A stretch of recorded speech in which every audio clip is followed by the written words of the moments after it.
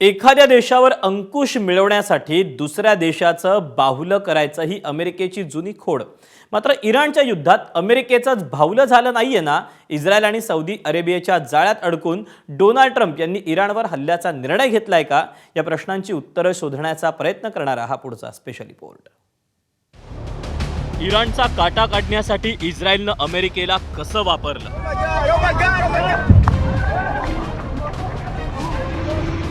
Netanyahu यांनी Trump यांना Iran विरोधात कसं चिथवलं,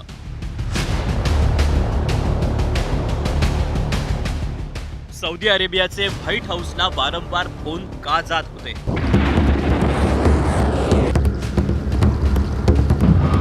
अमेरिका, इस्रायल आणि इराण युद्धाची इनसाइड स्टोरी समजून घेण्यासाठी प्रामुख्यानं या 3 प्रश्नांची उत्तरं समजून घ्यावी लागतील. सुरुवातीला इराणवर हल्ला करण्याचा अमेरिकेचा कोणताही मनसुबा नव्हता. उलट इराणशी करार करून राजनैतिक मार्गाने हा प्रश्न सुटावा असे अमेरिकेचे प्रयत्न होते.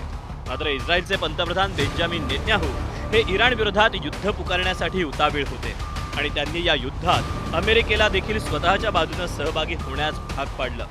इस्रायलनं हा डाव कसा खेळला हे समजण्यासाठी आपल्याला थोडं मागे जावं लागेल. इराण अणुबॉम्ब निर्मितीच्या मार्गावर आहे असा इस्रायलचा 2 दशकांपासूनचा दावा आहे. मात्र इस्रायलचा दावा आंतरराष्ट्रीय अणुऊर्जा संस्था आणि अमेरिकेच्या गुप्तचर संघटनांनी वेळोवेळी खोडून काढला. दुसरीकडे इराणशी करार करून तोडगा काढण्याची अमेरिकेची रणनीती होती. इराणचे युद्ध पुकारलं तर करार लवकर होईल असा सल्ला इस्रायलनं अमेरिकेला दिला. मात्र अमेरिकेचे राष्ट्राध्यक्ष डोनाल्ड ट्रम्प यांना हा सल्ला पटला नाही. इराणच्या अण्वस्त्र कार्यक्रमावरती नियंत्रण आणण्यासाठी अमेरिका आणि इराण यांच्यामध्ये चर्चेच्या फेऱ्या 2015 पासून चाललेल्या आहेत. IAEA ही जी आंतरराष्ट्रीय संस्था आहे जी अण्वस्त्र प्रसाराच्या संदर्भामध्ये नियंत्रण ठेवते, त्यांनी देखील आपल्या अहवालांमध्ये अनेकदा स्पष्ट केलंय की इराणचा युरेनियम एनरिचमेंटचा कार्यक्रम अजून त्या लेवलपर्यंत पोहोचलेला नाही ज्या लेवलला अण्वस्त्र बनवता येतील. त्याचप्रमाणे न्यूक्लिअर नॉन प्रोलिफरेशन ट्रिटीचा इराण सदस्य असल्यामुळे खामेनींनी यापूर्वी पण सांगितलेलं आहे की आम्हाला न्यूक्लिअर वेपन्स बनवायचे नाहीत, पण शांततेसाठी आम्ही न्यूक्लिअर एनर्जीचा वापर करू शकतो. अमेरिकेनं इराणचे अणुतळ उद्ध्वस्त केल्यानंतर इस्रायलनं इराणच्या मिसाईल प्रोग्रामबद्दल आवई उठवायला सुरुवात केली. अमेरिकेच्या कोणत्याही शहरावर हल्ला करण्याची क्षमता असलेलं मिसाईल इराण बनवत असल्याचा दावा इस्रायलनं केला. मात्र अमेरिकेनं इराणशी राजनैतिक चर्चा करणंच योग्य मानलं. ओमान देश अमेरिका आणि इराणमध्ये मध्यस्थी करत होता. शांतता करार आवाक्यात असल्याची प्रतिक्रिया ओमानचे परराष्ट्र मंत्री बदर अल बसुदी यांनी दिली. मात्र व्हिएन्नामध्ये कराराच्या तांत्रिक अटींवर चर्चेआधीच इराणवर अमेरिका आणि इस्रायलनं हल्ला केला. सौदी अरेबियाचे क्राऊन प्रिन्स मोहम्मद बिन सलमान यांनी देखील इराणवर हल्ला करण्याबाबत व्हाईट हाऊसमध्ये वकिली केल्याचं बोललं जात आहे.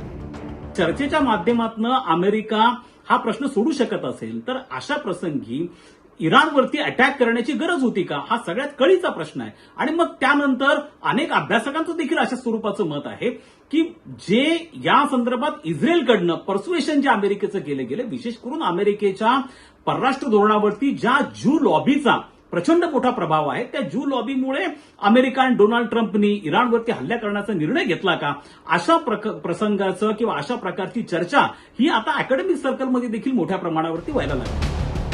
आपल्या हितासाठी एखाद्या देशाला आपलं बाहुलं बनवण्याचं अमेरिकेची जुनी सवय आहे. मात्र इराण विरोधात इस्रायल आणि सौदी अरेबियानं अमेरिकेचं तर बाहुलं बनवलं नाही ना, असा प्रश्न या निमित्तानं उपस्थित होतोय. ब्युरो रिपोर्ट, ABP माझा.